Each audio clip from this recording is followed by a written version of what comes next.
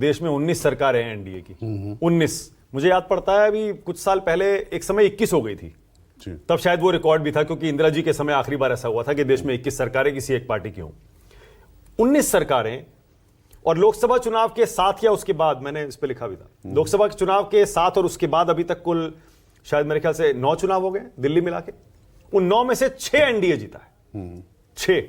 तो देश का मूड तो एकदम क्लियर है ना इस समय, साफ साफ दिखाई पड़ रहा। देखिए मूड क्या क्लियर है, यहां पर एक चीज देखनी पड़ेगी, आपको विचारधारा के साथ साथ में लगातार डिलीवर करना पड़ेगा, और डिलीवरी के साथ साथ में 24/7 की पॉलिटिक्स करनी पड़ेगी। अभी कांग्रेस और भारतीय जनता पार्टी की जो बात हो रही थी, उस समय भी मैंने आपसे कहा था, अगर प्रियंका गांधी को सवेरे 9 बजे तक ये नहीं पता है कि नतीजे क्या हैं, नतीजे मैंने देखे नहीं, आप ये सोचिए कि जो उनका कार्यकर्ता, उनके बीच में मैसेज क्या जाएगा। नहीं, ऐसा मैं मान ही नहीं सकता कि उन्होंने देखे ना हो। नहीं, मैं मानता हूं, लेकिन उन्होंने तो शायद उनको पता था हार रहे हैं। हाँ, तो इसलिए वो कह दिया होगा कि हाँ, मैं मान रहा हूं कि उन्होंने सोचा होगा कि अगर मैं कुछ कहती हूं, अभी पार्टी ने तय नहीं किया है कि आखिर बोलना क्या है, इस तरीके की चीजें रही होंगी, मैं मानता हूं। लेकिन जब उन्होंने कहा, तो मैं बता रहा हूं, मैं एक जगह बैठा हुआ था, तो वहां पर कांग्रेस का ये कार्यकर्ता था, बोले हम लोग सुबह शाम तक ऐसे ही परेशान हो रहे थे और हमारे नेताओं को पता ही नहीं कि यहाँ पर हो क्या रहा है।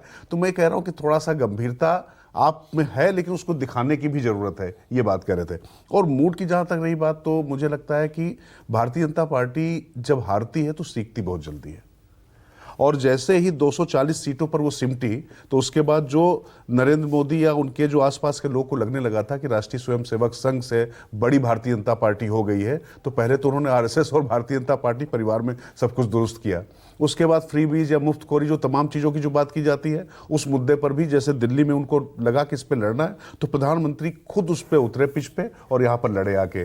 महाराष्ट्र में उनको लगा, तो उसी तरीके से गठबंधन से लेकर तो 24 घंटे वैचारिक धरातल के साथ साथ में इसको भी देखना पड़ेगा। और बात जो शीतल जी ने कही बहुत इंपॉर्टेंट है, त्रिपुरा वाला, कि आप सोचिए कि एक वैचारिक धरातल वाली पार्टी थी, लेफ्ट पार्टी थी, वो जब सिकुड़ के बिल्कुल यहां तक पहुंच गई है, तो वाकई जो भ्रष्टाचार या सादगी वाली जो पार्टी के साथ में ही जोड़ा जा सकता था अरविंद केजरीवाल की राजनीति को, तो अरविंद केजरीवाल का वो मूर्ति भंजन तो हो चुका है, चकनाचूर हो चुका है। तो उसके बाद उनके लिए टिकना वाकई मुश्किल है। और प्रधानमंत्री का जो आज का बयान है, जिस तरीके से उसमें उन्होंने भ्रष्टाचार पर और ज़्यादा सख्त होने की एक तरीके से चीज़ें दिखाई हैं, तो उस पर भी होना। और शराब घोटाले पे भाई ऑलरेडी एमपी एमएलए कोर्ट में मामला चल रहा है, तो जल्दी जमानत पर ही तो बाहर हैं, तो अब कब क्या हो जाएगा कुछ पता नहीं। फिर एसीबी वाला मामला अलग से आ गया है, सीएजी और यमुना सफाई के मामले अलग से आ गए हैं। तो भ्रष्टाचार के मामले में जब उनका पूरी तरीके से एक्सपोजर हो ही चुका है, तो उसके बाद फिर लगातार कार्रवाई करने में भी दिक्कत नहीं होगी। अब उसको एजेंसीज की क्षमता की जहां तक बात करें,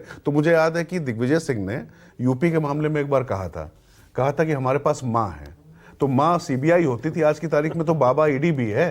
तो कुल मिला के ठीक है, उपयोग दुरुपयोग लोग अपनी तरीके से करते हैं। और जिस तरीके से अरविंद केजरीवाल के पास पंजाब की पुलिस थी, तो यहां पर पत्रकारों गिरफ्तार करने भेज दिया था।